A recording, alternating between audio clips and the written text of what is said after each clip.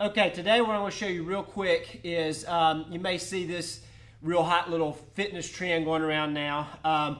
A lot of eccentric loading to the quads, especially the hip flexors, and it may be a little bit progressive or a little bit too much load for you to handle right now. So I'll show you a couple of regressions or a couple places to start to work to that full little hip flexion work, quad work that you see going around now. So what you may be seeing out there is like a kneeling eccentric load on those quads. So an eccentric load is where those quads, those hip flexors are really working, but they're being lengthened at the same time.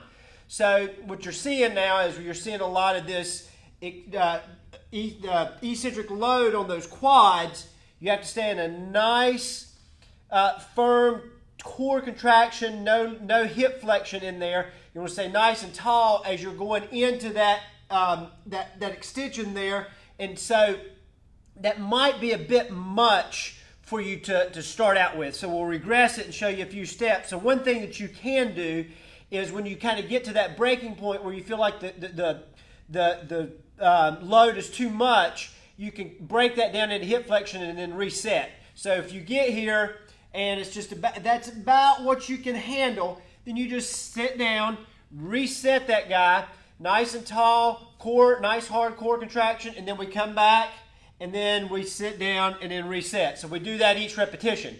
So then therefore you can keep working where you're really working on that quad hip flexor region. The other thing you can do is just give yourself an assist. Use a loop band, find you something to loop around. So I'm using the old squat rack here, an old power rack, looping it around a leg. And then you've got an assist so you can go nice and deep into that exercise. So I can go nice and deep here and I can stay and then I can come right back up. So really overloading the front side, taking a lot of the posterior chain out of it. And again, you're going to see this a lot out there in the fitness world. So it's just a new way to load because that eccentric load, it takes a little less work to get more benefit, but you cannot overdo that eccentric type of work too often because again, you can do some damage there, but you want to be nice and careful. And this is a good way to have an assist or break that exercise down into something that's more manageable for you. So if you want to try that, that's two ways you can do it, either without the band and then just kind of stopping where you're able to go, drop down and then reset, or use an assist. So see what you think about those, try it out.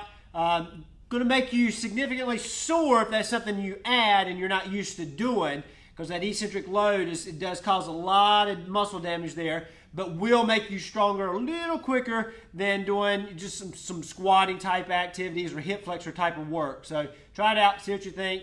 In the newsletter, over on YouTube, always here on Facebook.